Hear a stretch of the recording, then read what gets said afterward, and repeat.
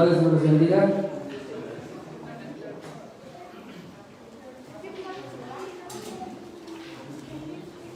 Pues vamos a estudiar la palabra de Dios.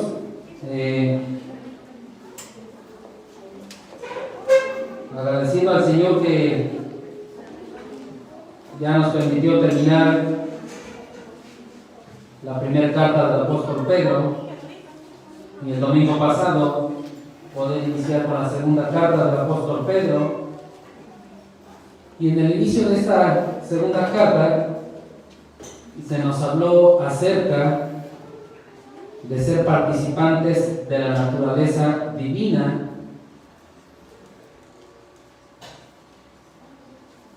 Vamos a estar entonces en la segunda carta del apóstol Pedro.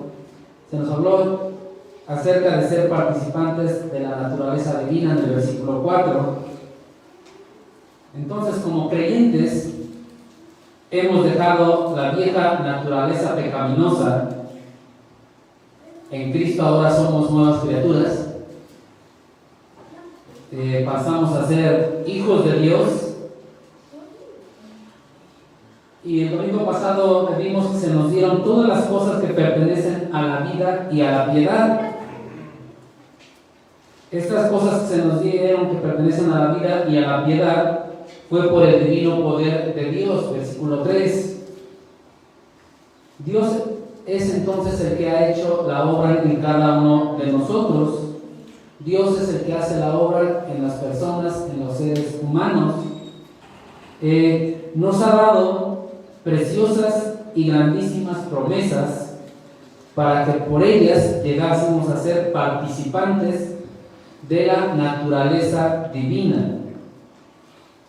Y si somos participantes de esa naturaleza divina, entonces debemos de vivir bajo las características de esa naturaleza divina. Si recordamos al gran comentarista bíblico Agustín Villegas, nos decía, el domingo pasado él nos decía que como seres humanos es difícil maullar como gato, o es difícil ladrar como un perrito. Para poder hacerlo necesitamos tener esa naturaleza, y entonces podríamos maullar como un gato, pero para hacerlo necesitamos tener esa naturaleza.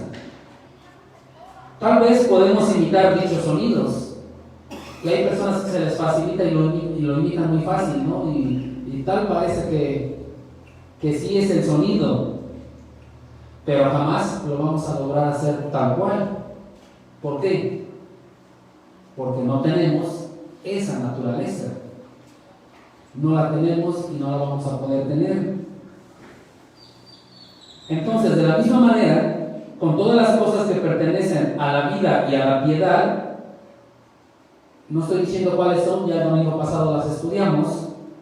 Como todas las cosas que pertenecen a la vida y a la piedad nos han sido dadas por el poder de Dios y fueron dadas mediante el conocimiento de Cristo, que nos llamó por su gloria y excelencia, y por medio de todo esto nosotros llegamos a ser participantes de la naturaleza divina, que nos habla el versículo 4, capítulo 1 de segunda de Pedro. Por medio de todo esto es que llegamos a ser participantes de la naturaleza divina. Aclaro, no es por nuestros esfuerzos, no es por lo inteligentes que somos, no es por lo que somos, sino que es por medio de Cristo, que nos llamó por su propia voluntad, y después de esto aceptamos el Evangelio. Aceptamos a Cristo como Señor y Salvador. Entonces, Dios es quien imputó dicha naturaleza divina en cada uno de nosotros. Dios es el que la hizo, la obra. Él imputa sobre cada uno de nosotros, como hijos de Dios, esa naturaleza divina. Entonces, no vamos a ser nosotros una imitación de sonidos como cuando queremos imitar al gato. No vamos a hacer esto, sino que tenemos que hacer lo que la nueva naturaleza divina que nos fue imputada nos dicta. Eso es lo que tenemos que hacer. Esa naturaleza divina que fue imputada. Humanamente es muy difícil que nosotros pudiésemos obtener la naturaleza del gato para maullar como un gato. Es algo complicado, es algo que no se puede hacer. Humanamente es muy difícil que nosotros podamos tener la naturaleza divina. No se puede hacer. Pero Dios es el que ha hecho la obra. Y Él es el que ha imputado sobre nosotros esa naturaleza divina. Entonces, como creyentes que somos participantes de esa naturaleza divina, debemos de actuar y hacer como esa naturaleza divina nos lo dicta. Y lo que el día de hoy vamos a ver son 4 aspectos que como hijos de Dios, participantes de la naturaleza divina, debemos de desarrollar en lo cotidiano de nuestras vidas. Esto se va a reflejar y nos va a demostrar si realmente somos participantes de la naturaleza divina o no lo somos. Así que el tema del día de hoy son las características de los participantes de la naturaleza divina. Domingo pasado pudiéramos decir que vimos la parte teórica de la naturaleza divina, vimos cómo nos fue imputada, vimos cómo Dios nos dio esa naturaleza divina y cómo los hijos de Dios somos participantes de esa naturaleza divina por la obra de Dios, no porque nosotros podamos obtener esa naturaleza. Entonces vamos a ver el día de hoy las características de los participantes de la naturaleza divina. Vamos a dar lectura a 2 de Pedro, capítulo 1, versículos del 5 al 11. Dice así la palabra de Dios: vosotros también, poniendo toda diligencia por esto mismo, añadid a vuestra fe virtud, a la virtud conocimiento, al conocimiento dominio propio, al dominio propio paciencia, a la paciencia piedad, a la piedad afecto fraternal y al afecto fraternal amor. Porque si estas cosas están en vosotros y abundan, no os dejarán estar ociosos ni sin fruto en cuanto al conocimiento de nuestro Señor Jesucristo. Pero el que no tiene estas cosas tiene la vista muy corta, es ciego, habiendo olvidado la purificación de sus antiguos pecados. Por lo cual, hermanos, tanto más procurad hacer firme vuestra vocación y elección, porque haciendo estas cosas no caeréis jamás. Porque de esta manera os será otorgada amplia y generosa entrada en el reino eterno de nuestro Señor y Salvador Jesucristo. Vamos a orar. Padre Santo, en esta tarde te damos gracias por este tiempo, Padre, en el cual nos has permitido alabarte y adorarte por medio de los cantos, Padre. Pero también queremos poner en tus manos este tiempo de estudio de tu palabra, este tiempo en el cual queremos que tú hables al corazón de cada uno de nosotros, que nos des un corazón dispuesto, un oído dispuesto para recibir tu palabra que entra a lo más profundo de nuestro ser, Padre bendito, y pongo en tus manos este tiempo, Padre Santo, para que sea tu mensaje el que sea expuesto en este lugar, en esta hora, Padre. Te doy gracias en Cristo Jesús. Amén. Entonces vamos a ver 4 aspectos. El primero es el esfuerzo prescrito. Dice la palabra de Dios en el versículo 5: vosotros también, poniendo toda diligencia, por esto mismo añadid a, y viene un listado de lo que debemos nosotros de añadir. por los versículos estudiados la semana pasada, sabemos que Dios, por medio de Cristo, nos dio como creyentes una salvación perfecta y una salvación plena.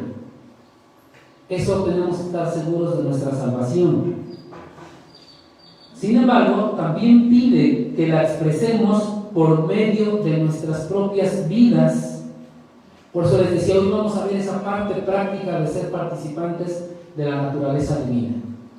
Si realmente somos participantes de esta naturaleza, se debe de reflejar en la práctica, en nuestra conducta, en nuestro diario vivir. Entonces Dios quiere que expresemos por medio de nuestras vidas, dice el versículo, poniendo toda diligencia. Toda diligencia. Entonces, poner toda diligencia en nuestra salvación, en nuestra nueva naturaleza divina, implica lo que dice Filipenses capítulo 2, versículos 12 y 13. Vamos a Filipenses capítulo 2, no pierdan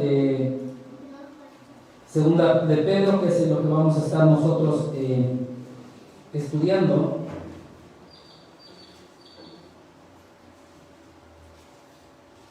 Dice la palabra de Dios en Filipenses 2, versículo 12.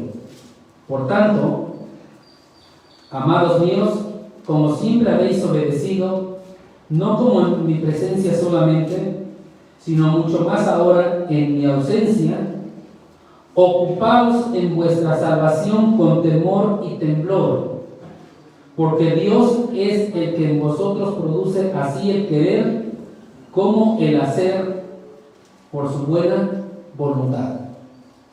Entonces, somos salvos, recibimos la naturaleza divina, pero aquí viene la parte práctica, la responsabilidad de nosotros como seres humanos. ¿Cuál es? Que en todo tiempo debemos de estar ocupados de vuestra salvación con temor y temblor. Es decir, no me puedo quedar con mi salvación, ya la recibí, ya soy salvo y no hago más. Tengo que ocuparme en vuestra salvación con temor y temblor. Tengo que estar siempre pensando en mi salvación, porque la fe salvadora es el terreno en que crece el fruto de la santificación cristiana. Y eso es lo que debemos de ocuparnos cada uno de nosotros en esa santificación práctica. Ciertamente hay una batalla con la carne. Hay una batalla con la carne que muchas veces parece que la carne le gana al espíritu y nos dejamos llevar por lo que el mundo dice y el mundo enseña. Por eso es que el versículo nos dice, aquí el apóstol Pedro, que debemos de poner toda diligencia. O sea, debemos de ser diligentes, debemos de estar siempre atentos, poner toda diligencia por esto mismo. Esto mismo es que somos nosotros participantes de la naturaleza divina. Y entonces, para poder poner toda diligencia en esa responsabilidad que tenemos, porque somos participantes de una nueva naturaleza, debemos de añadir, dice el versículo 5, segunda de Pedro 2:5, añadir. Y añadir viene de un vocablo griego que se dice algo así como epicoregeo, que significa director de un coro. ¿Qué tiene que ver añadir con director de un coro? El director de un coro no es lo que nosotros normalmente vemos. Seguramente hemos visto que al frente de un coro o de una orquesta está una persona así con una varita que no sé cómo se llama, tiene su nombre especial, y la mueve y hace esto y da indicaciones y hace señas, y todo el coro y toda la orquesta le entiende lo que le está diciendo, y le dice en qué momento entran los violines, en qué momento entran los sopranos y todo eso. Ellos sí se entienden, y es lo que vemos nosotros como director de un coro. Pero en la antigüedad el director de un coro era el responsable de suministrar todo lo necesario para su grupo, todo lo necesario para su coro. Él era el proveedor. De ahí viene la palabra añadir. Entonces, como creyentes, nosotros debemos de asumir la responsabilidad de suministrar o la responsabilidad de añadir. Como dice el versículo 5, añadir. Y vamos a añadir con todo lo que Cristo ha provisto. Cristo nos ha provisto la salvación, Cristo nos ha dado la fe, Cristo nos ha dado esa participación en la naturaleza divina. Entonces, todas las virtudes requeridas para desarrollar las características de los participantes de la naturaleza divina se debe de hacer con toda diligencia, poniendo toda diligencia y añadir lo que se describe a continuación. Comenzando en el versículo 5. Debemos de añadir, y entonces tenemos una serie de virtudes o características buscadas. Entonces el aspecto número 2 que vamos a analizar es las virtudes buscadas. Dentro de nuestro diario vivir, en lo cotidiano de toda nuestra vida, con toda diligencia debemos de dar muestras de nuestra naturaleza divina. Naturaleza divina que es imputada por Dios en cada uno de nosotros como creyentes. Aclaro, la naturaleza divina únicamente es para los creyentes, para los que han aceptado a Cristo como Señor y Salvador. Y vamos a poner toda diligencia y lo vamos a hacer añadiendo a nuestra fe las siguientes aptitudes o cualidades, las cuales nos toca buscar y desarrollar en nuestras vidas. Y en los versículos que vamos a estudiar tenemos ese listado de esas cualidades, de las cuales es nuestra responsabilidad desarrollarlas.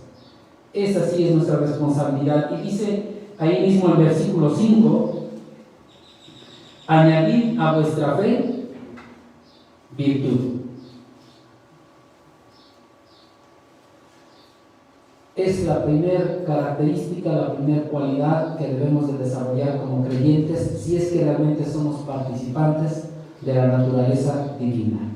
Virtud. La virtud describe una excelencia moral que deben de tener las personas.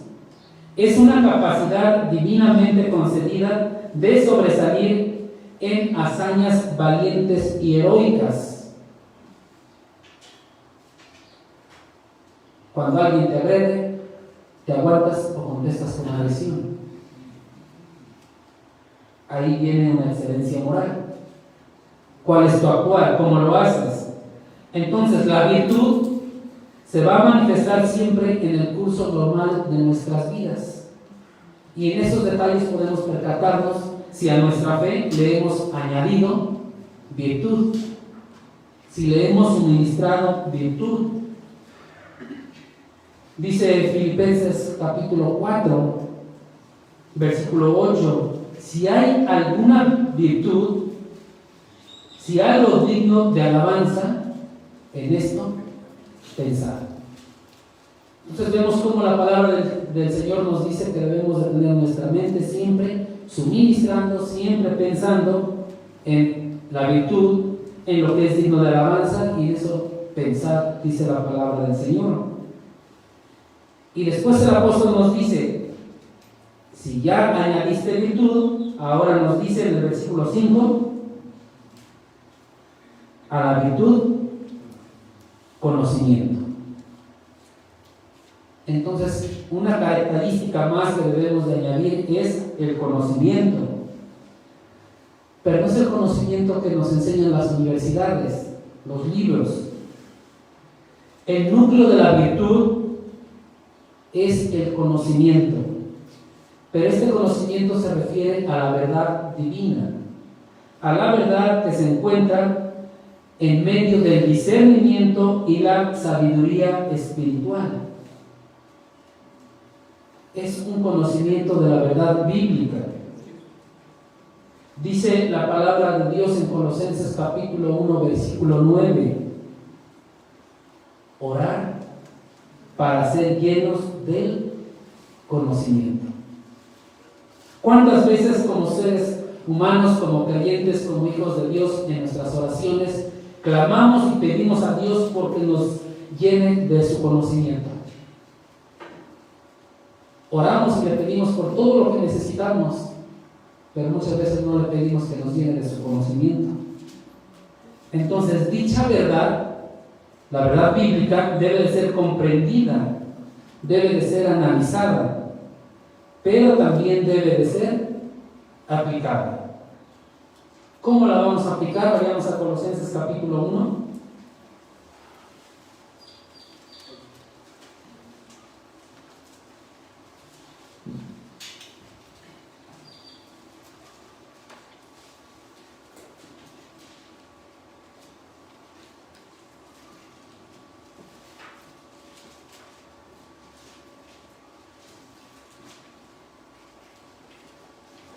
Dice la palabra de Dios en Colosenses 1:9, por lo cual también nosotros, desde el día que lo oímos, no cesamos de orar por vosotros y de pedir que seáis llenos del conocimiento de su voluntad en toda sabiduría e inteligencia espiritual.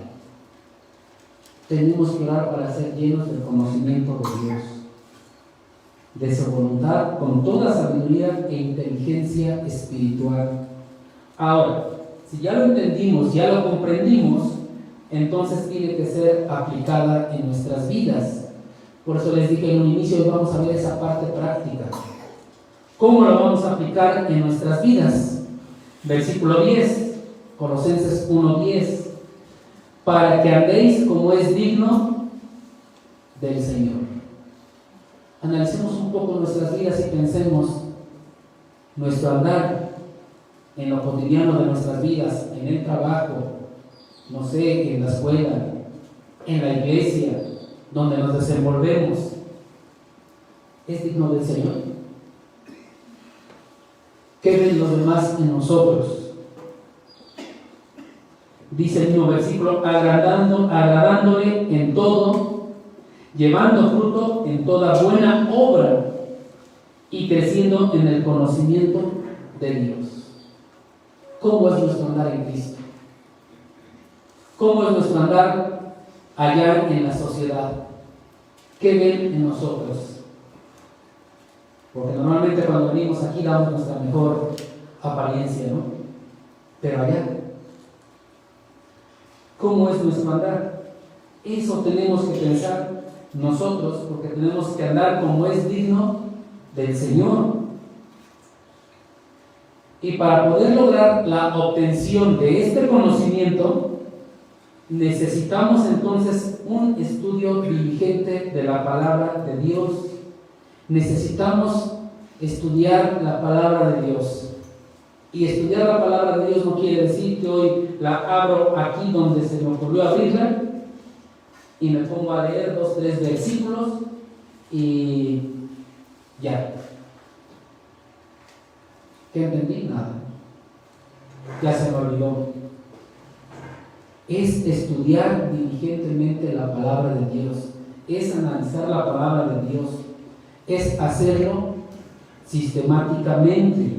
Tenemos que estudiar nosotros entonces la palabra de Dios, tenemos que meditar en la palabra de Dios con una sola finalidad. Y entonces les voy a decir la finalidad y cada uno de ustedes sabrán si realmente están estudiando la palabra de Dios como lo demanda el Señor o estamos haciendo caso omiso a esto. Vayamos a 1 Corintios capítulo 2.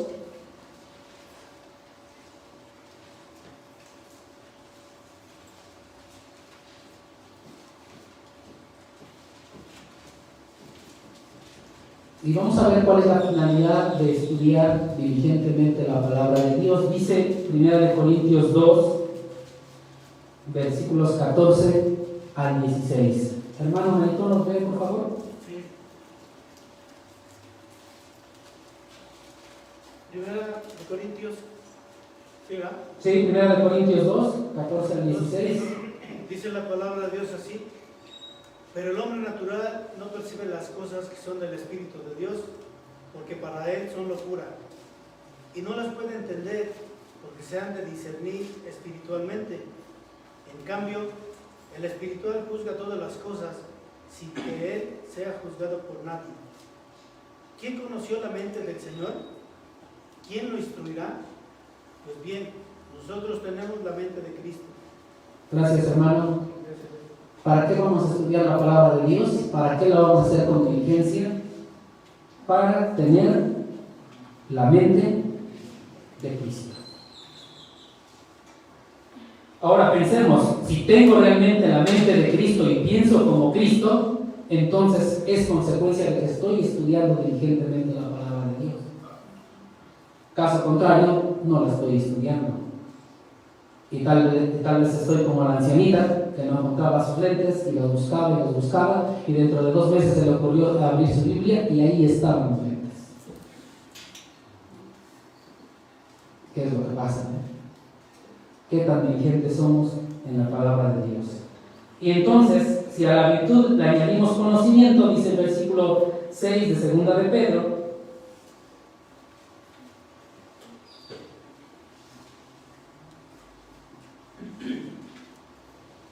al conocimiento, dominio propio.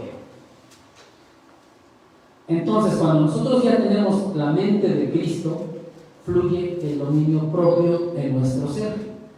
Y vemos cómo estas características van denotando que somos participantes de la naturaleza divina.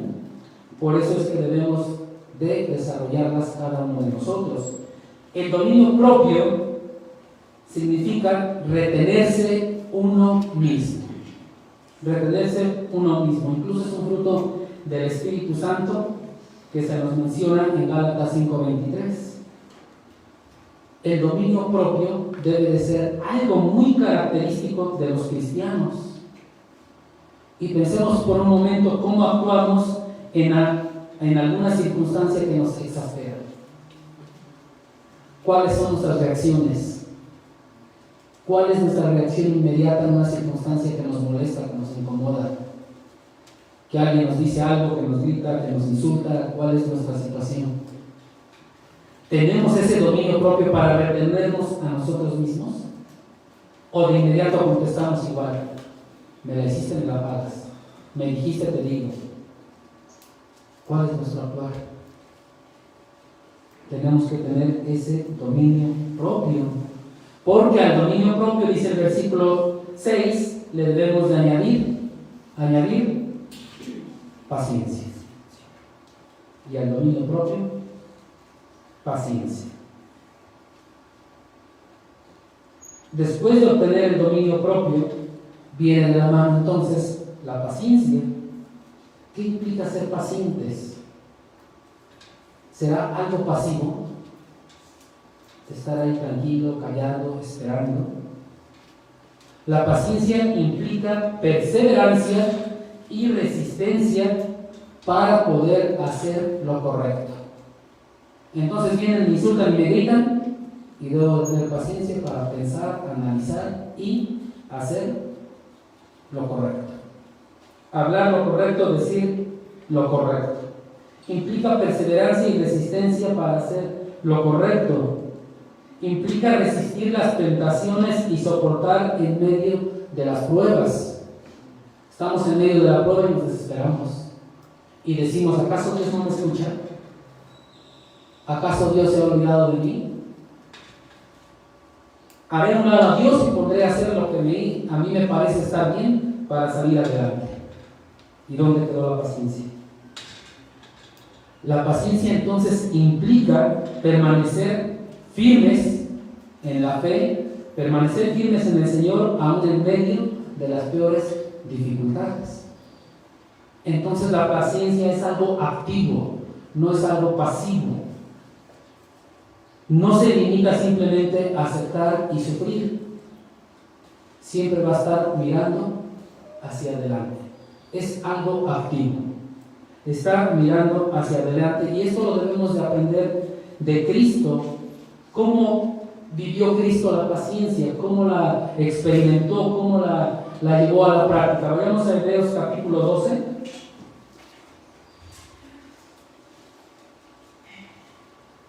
Y vamos a ver cómo Cristo experimentó esta paciencia.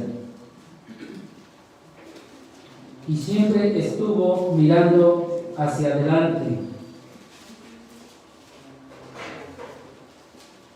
Hebreos capítulo 12, versículo 2. Hermano Agustín, ¿lo lee, por favor?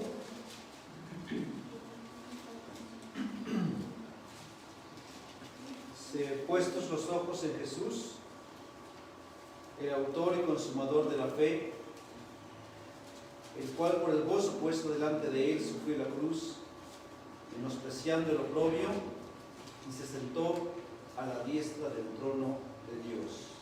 Muchas gracias. Aquí podemos ver la paciencia de Cristo y debemos aprender de Cristo que Él tuvo esa paciencia activa. Siempre estuvo mirando hacia adelante. Él sufrió y no fue algo fácil. Humanamente fue algo muy complicado, muy difícil, y Él dice que por el gozo puesto delante de Él, por el gozo puesto delante de Él, Él soportó, Él sufrió la cruz. ¿Cuál era ese gozo puesto delante de Él?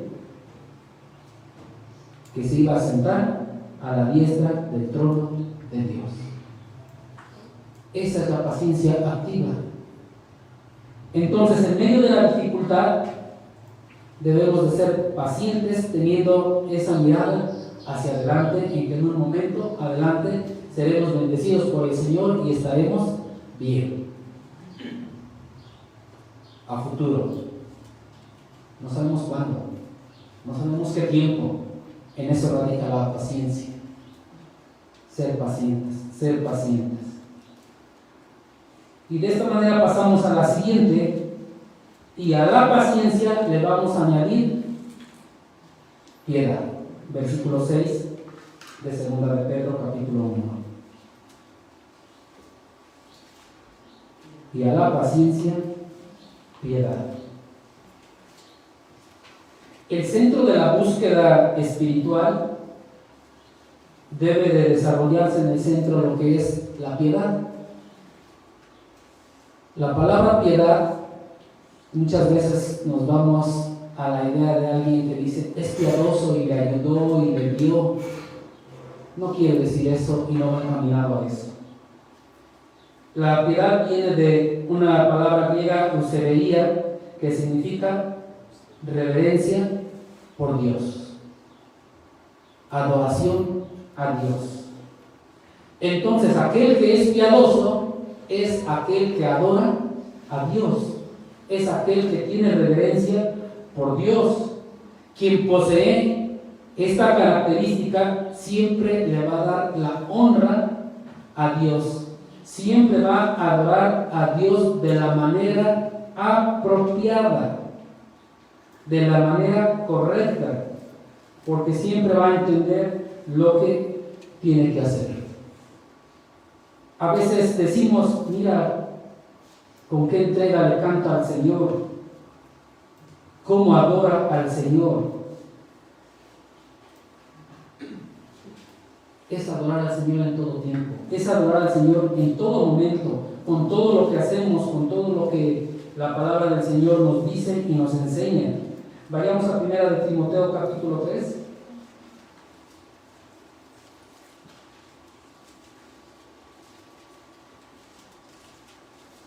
Donde se nos viene hablando de la piedad.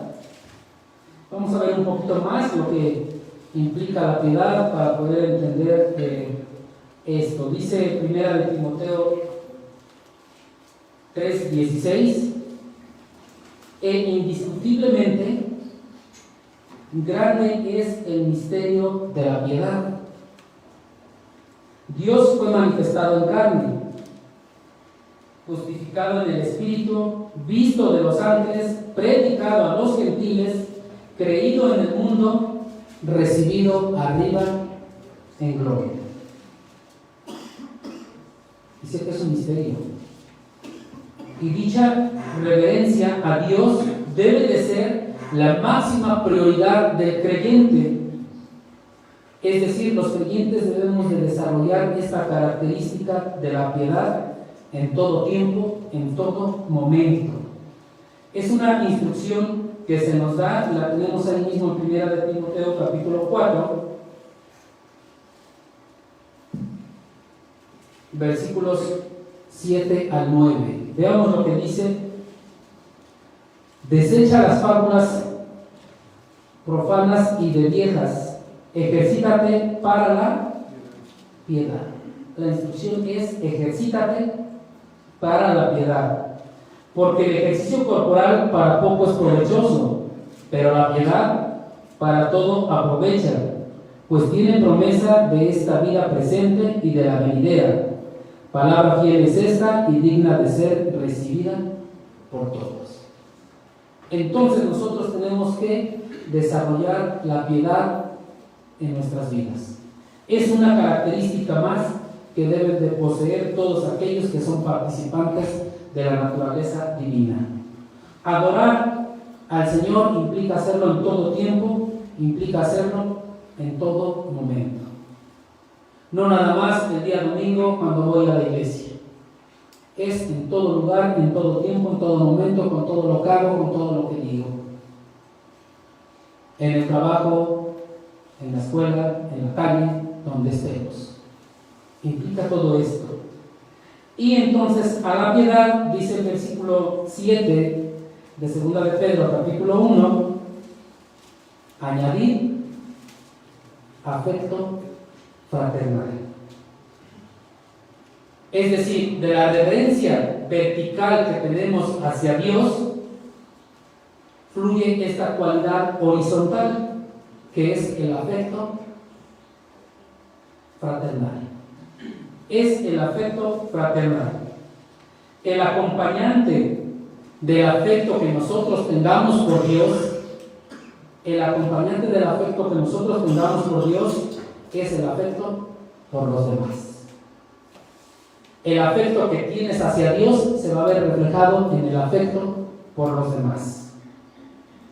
Y seguramente recordarán cuando le preguntaron a Jesús cuál era el primer mandamiento, ahí en Mateo capítulo 22. Él contestó cuál era el primer mandamiento y cuál era el segundo mandamiento.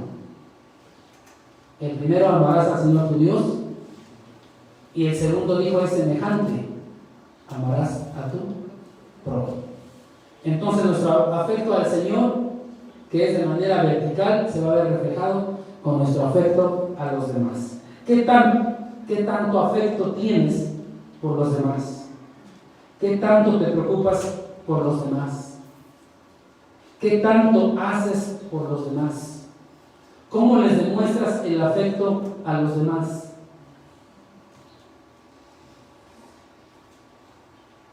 De tu respuesta a estas preguntas será el afecto que le das a tu Señor. Dice 1 de Juan capítulo 4, que nos habla mucho de esto. Primera carta de Juan capítulo 4,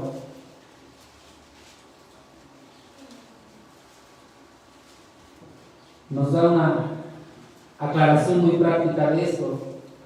Juan 4, Primera de Juan 4, versículo 20. Si alguno dice: yo amo a Dios, y aborrece a su hermano, es mentiroso. Pues el que no ama a su hermano a quien ha visto, ¿cómo puede amar a Dios a quien no ha visto? Y nosotros tenemos este mandamiento de Él: el que ama a Dios, ame también a su hermano. Entonces, la consecuencia de amar a Dios es amar a tu hermano, amar a los demás. Por eso es que dice el versículo 7 de 2 de Pedro capítulo 1, que al afecto fraternal debemos de añadir amor. Añadir amor. ¿Qué quiere decir esto? Que el amor por los demás es inseparable del amor de Dios. el amor que tenemos por los demás es inseparable del amor que tenemos por Dios. Veamos primera de Juan capítulo 3.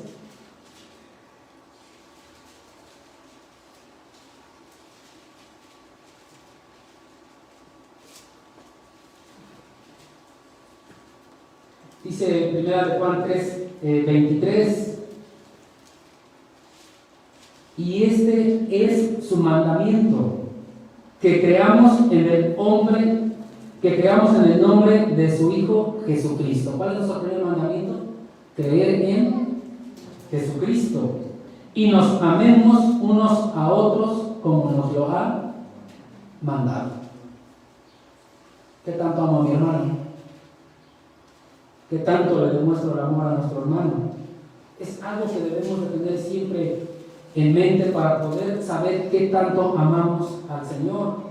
Dice 4:7 de primera de Juan: amados, amémonos unos a otros, porque el amor es de Dios. Todo aquel que ama es nacido de Dios. Y el que es nacido de Dios es participante de la naturaleza divina. Y por lo tanto, tiene que amar. Ahora piensa y analiza tu propia vida, qué tanto amas a tu prójimo. Podemos decir, yo le amo bastante, lo quiero mucho. Ahora pregúntate, ¿qué tanto le demuestras en la práctica ese amor? Cuando te enteras de su necesidad, ¿sabes que se aguante, no? Hay que le busque. Es más fácil y es más cómodo para los que estamos del lado bien, ¿no? Hay que se aguante, hay que le busque, hay que ver qué hace, ¿no? Si tiene necesidades, porque él se lo buscó, ¿no? La palabra de Dios nos dice, manifiesta amor. Entonces, si hemos nosotros desarrollado estas cualidades que ya describimos, todas estas cualidades que ya describimos, qué bueno, ¿no? Y gracias a Dios. La honra y la gloria sean a Dios. Pero si no las hemos desarrollado y no las tenemos, entonces debemos de buscarlas, y debemos de buscarlas con mayor razón si decimos ser creyentes, si decimos ser hijos de Dios. Debemos de buscar desarrollar estas cualidades que ya mencionamos en los versículos 5, 6 y 7. Es una manifestación de que realmente somos hijos de Dios. Si no las tienes, si no las has desarrollado, entonces tal vez no seas hijo de Dios. No nos engañemos, ¿eh? No pensemos que por ir a la iglesia un domingo o todos los domingos ya soy hijo de Dios. Tiene que haber evidencias, y las características las estamos viendo, porque somos participantes de la naturaleza divina. Y lo que ahora vamos a ver como aspecto número 3 son las opciones presentadas. Ahora tenemos dos opciones que nos presenta el apóstol Pedro. Una es positiva y una negativa. Nosotros debemos de elegir una de estas dos opciones. Las vamos a ver, las vamos a leer. Dice, la primera opción la tenemos en 2 de Pedro capítulo 1, versículo 8. Porque si estas cosas están en vosotros y abundan, no os dejarán estar ociosos ni sin fruto en cuanto al conocimiento de nuestro Señor Jesucristo. Esta es la primera opción. Si estas cosas están en vosotros y abundan, ¿cuáles son estas cosas? ¿A cuáles se refieren? Son las que ya describimos en los versículos anteriores. Si estas cosas, todas estas cosas están en nosotros y son algo práctico en nuestra vida, entonces las vivimos, las hacemos, las practicamos. Esto denota que tenemos una propiedad de estas cosas en un sentido permanente. Es decir, no nada más hoy tengo paciencia, no nada más hoy tengo dominio propio. Tiene que ser algo permanente. Y dice que si estas cosas que están en vosotros abundan, es decir, son demasiado, es más que suficiente, son demasiado. Entonces, si estas cualidades están presentes y abundan en nosotros, ¿qué dice la palabra de Dios? No os dejarán estar ociosos ni sin fruto en cuanto al conocimiento de nuestro Señor Jesucristo. ¿Qué significa ocioso? Y ocioso es inactivo. Lo que vulgarmente le decimos que es un haragán, que no hace nada, que es un inútil. Debemos de tener nosotros mucho cuidado con la ociosidad. Nos encanta y nos gusta la ociosidad. De verdad. Y decía por ahí una imagen que sacas tu teléfono para ver la hora y entraste al Face y a todas las redes sociales y después de media hora te acordaste que ibas a revisar la hora. Somos ociosos. Ahora, ¿qué nos dice la palabra de Dios en cuanto a la ociosidad? Al estar inactivos, sin hacer nada. Vayamos a Mateo capítulo 12.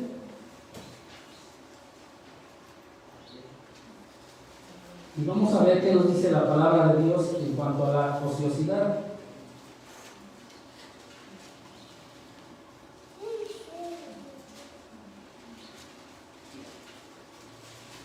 Dice la palabra de Dios en Mateo 12:36. Mas yo os digo que de toda palabra ociosa que hablen los hombres, de ella darán cuenta en el día del juicio. ¿Quién va a dar cuenta de tu ociosidad? Tú, nadie más. Y nos gusta la ociosidad, nos encanta la ociosidad. Nos encanta estar sin hacer nada. Nos gusta, pero darás cuenta en el día del juicio. Entonces tenemos que tener mucho cuidado con la ociosidad. Pero también nos dice, no os dejarán estar ociosos ni sin fruto. ¿Qué es algo sin fruto? Es algo estéril.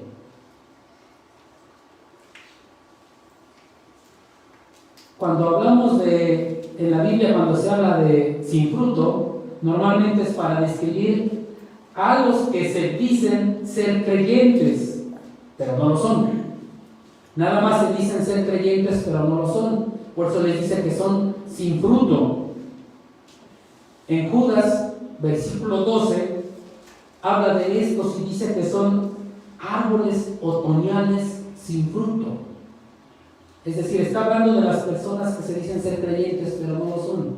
Los describe como árboles otoñales sin fruto.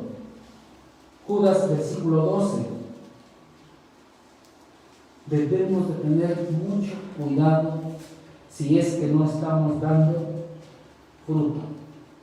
Sin embargo, también puede referirse a verdaderos creyentes. Verdaderos creyentes que por un tiempo son improductivos. Por un tiempo, aclaro, por un tiempo nada más.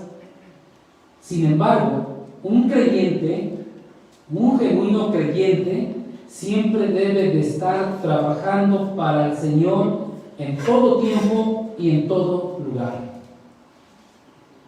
En todo tiempo y en todo lugar. Si andas en la calle puedes compartir el Evangelio. Pero como no salgo a la calle y estoy en mi casa, pues no le puedo compartir el Evangelio a nadie, ¿no? Pero entonces puedes orar. Pero puedes también estudiar diligentemente la palabra de Dios. Entonces, el creyente siempre tiene que estar trabajando para el Señor, siempre tiene que estar haciendo algo. No podemos estar ociosos y sin fruto porque nos va a demandar cuentas de esto el Señor. ¿Estás en el trabajo? Puedes hacer algo para el servicio del Señor. ¿Estás en la escuela? Puedes hacer algo para servir al Señor. Puedes compartir el Evangelio, le puedes hablar a alguien de Cristo. Porque muchas veces en el trabajo, en la escuela, las oportunidades llegan por sí solas y te empiezan a preguntar algo que es acerca de tu fe y te quedas callado. Estás sin dar fruto, estás ocioso. El Señor te puso ahí la mesa, te puso las cosas, tienes las herramientas. Que no lo quieras hacer ya es ociosidad. En todo lugar el creyente tiene que estar sirviendo al Señor y en todo tiempo. Escuela, casa, iglesia, donde sea. En todo tiempo tenemos que servir al Señor. Entonces, el creyente genuino posee esa capacidad de buscar, de aplicar fructíferamente todas sus cualidades que ya mencionamos anteriormente. Y si estas son una realidad en la vida del creyente, entonces, dice el versículo 8, tiene el conocimiento de nuestro Señor Jesucristo. Ya vimos, el conocimiento es esa verdad divina, esa verdad bíblica, que como consecuencia te va a dar la necesidad, las ganas, el ánimo de trabajar y que no estés ocioso y que siempre estés dando fruto. Ahora pregúntate, ¿qué frutos le has dado a tu Señor? ¿Cuáles son tus frutos que le has dado al Señor? ¿Cuál es la productividad que le damos a Dios? ¿Hemos pensado esto alguna vez? O tal vez hemos estado pensando y diciendo, llevo 10, 15, 20 años en el Evangelio y no he dado ningún fruto. Una ocasión un hermano me decía, es que siento que hasta el momento no he dado ningún fruto al Señor. Pues qué bueno que sienta esto, ¿no? Y qué bueno que lo está expresando. Pero ¿cuántos de nosotros nos quedamos callados y no lo decimos? Qué bueno que lo expresa, que lo siente, que lo ha percibido, para entonces buscar dar frutos al Señor, servir al Señor. Y decíamos que teníamos dos opciones. La primera está en el versículo 8, la segunda está en el versículo 9. Dice, pero el que no tiene estas cosas, versículo 9 de 2 de Pedro capítulo 1, pero el que no tiene estas cosas tiene la vista muy corta, es ciego, habiendo olvidado la purificación de sus antiguos pecados. Si alguien que profesa la fe en Cristo no tiene y no busca las cualidades que ya describimos, no busca la productividad al Señor, por lo tanto, dice el versículo, no tiene estas cosas. Simplemente no las tiene. Entonces tiene la vista muy corta y dice que es ciego. Al tenerla corta o tener esa ceguera, no se refiere a la ceguera física, al tener esa vista corta o esa ceguera, es incapaz de discernir su verdadera condición espiritual. ¿Quién tiene que discernir su verdadera condición espiritual? La misma persona. Cuando no has sido creyente, viene alguien, te comparte del Evangelio, escuchas y empiezas a entender tu situación espiritual llena de pecado y que te va a llevar al infierno. Y llega el momento en que el Señor te toca, te llama y aceptas de Cristo. Cuando eres creyente, si no has desarrollado estas cualidades, entonces tienes la vista muy corta y tal vez tienes esa ceguera espiritual al 100%, porque eres incapaz de discernir tu verdadera condición espiritual. Si no estás desarrollando estas cualidades descritas, tienes esa ceguera. Y tan fuerte es su ceguera que dice el versículo, ha olvidado la purificación de sus antiguos pecados. Lo cual implica entonces falta de limpieza pecaminosa. Y esto se traduce y se concluye como no ser salvo. Entonces, cuando escuchamos este mensaje y tenemos aquí dos opciones, ¿cuál eliges? ¿La del versículo 8 o la del versículo 9. La del 8 es la positiva, la del 9 es la negativa. Tú tomas la mejor decisión. ¿Quieres o no quieres desarrollar estas cualidades? Realmente tenemos que tener un creyente genuino, siempre tiene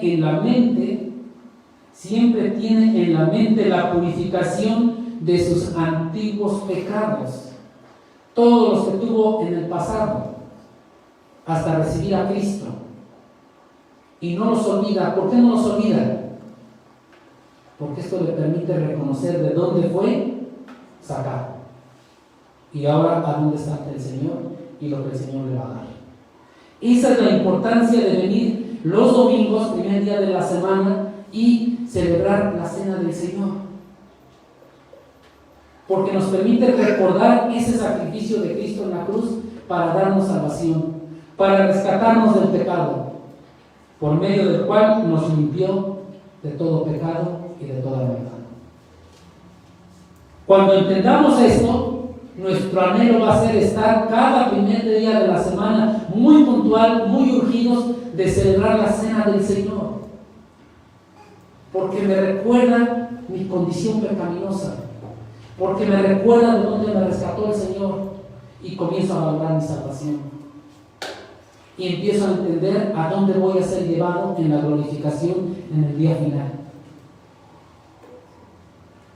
Por eso nos habla de un discernimiento espiritual. Por eso tenemos que desarrollar estas cualidades. ¿Qué opción eliges? Tú la sabes. Por eso debemos de tener mucho cuidado, poner toda diligencia para buscar y desarrollar las cualidades ya mencionadas. Si nosotros hacemos esto, vamos a lograr servir y obedecer al Dios Todopoderoso que nos dio la salvación. Pero eso es la responsabilidad desarrollarla. Porque como cuarto aspecto tenemos los beneficios prometidos de esto.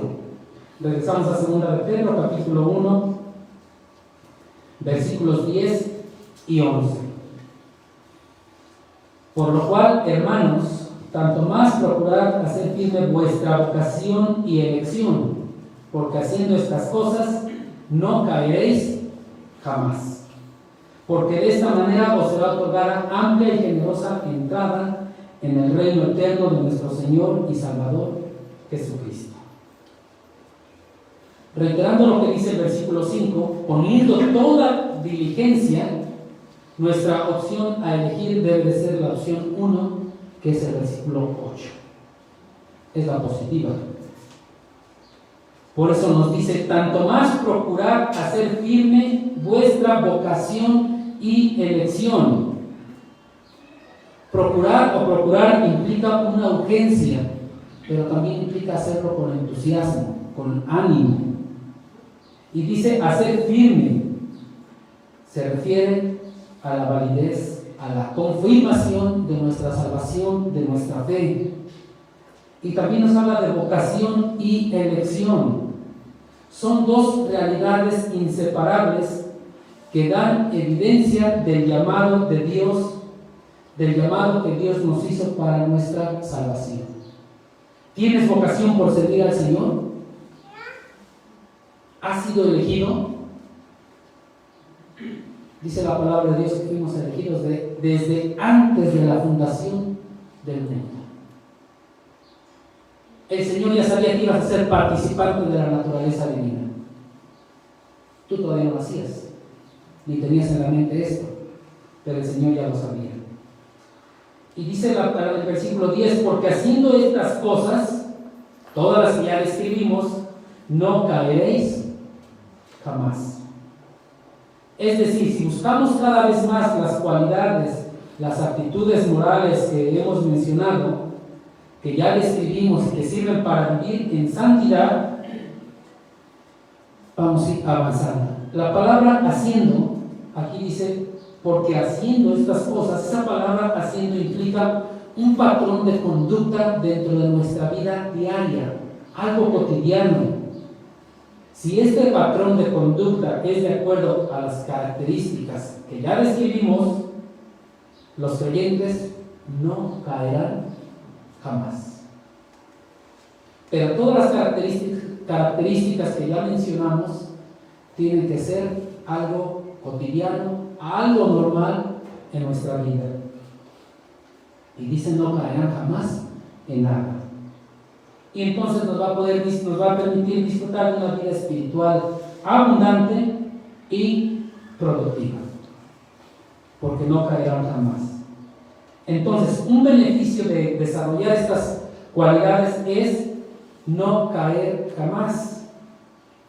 El siguiente beneficio lo tenemos en el versículo 11. Dice, porque de esta manera, es decir, haciendo todo lo anterior, os será otorgada amplia y generosa entrada en el reino eterno de nuestro Señor y Salvador Jesucristo. Otorgada amplia y generosa entrada. ¿Qué más podemos pedir? ¿Qué más puedes pedir como hijo de Dios? Este es el gran beneficio. ¿Qué otra cosa podemos pedir? Este beneficio de la seguridad de tener la entrada en el reino eterno. ¿Acaso esto no nos debe de motivar a desarrollar las características de los participantes de la naturaleza divina? Entraremos a una eternidad.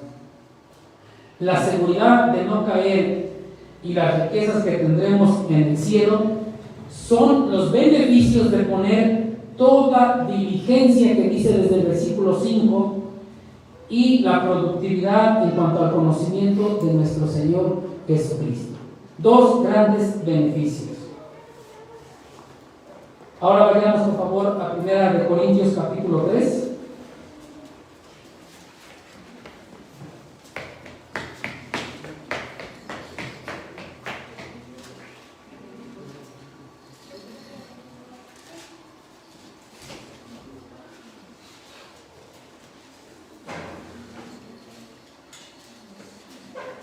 Dice la palabra de Dios en 1 Corintios capítulo 3, versículos 11 en adelante.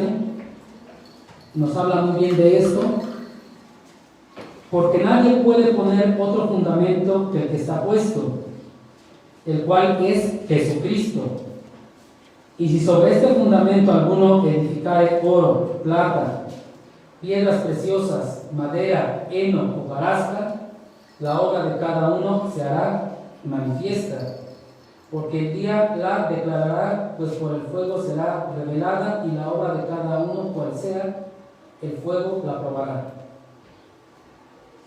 14. Si permaneciere la obra de alguno que sobreedificó, recibirá recompensa. Ahí está la obra, desarrollar estas cualidades, y ahí está la promesa del Señor. Recibirá recompensa. ¿Qué quiere decir? Que el Señor va a recompensar a sus hijos en base a su fidelidad y en base a su diligencia para buscar las cualidades ya mencionadas. Ahí está la respuesta de lo que nosotros hagamos para el Señor. Esa recompensa. Nos ponemos de pie para orar. Padre Santo, en esta tarde te damos gracias, Padre bendito, porque una vez más nos enseñas que eres un Dios lleno de amor y que nos recompensarás por lo que hagamos, nos recompensarás por buscar y desarrollar estas cualidades que pides de cada uno de nosotros como participantes de la naturaleza divina, Padre.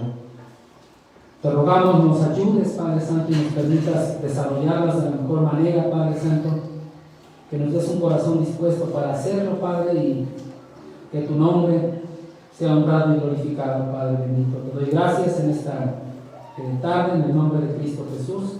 Amén. Dios los bendiga.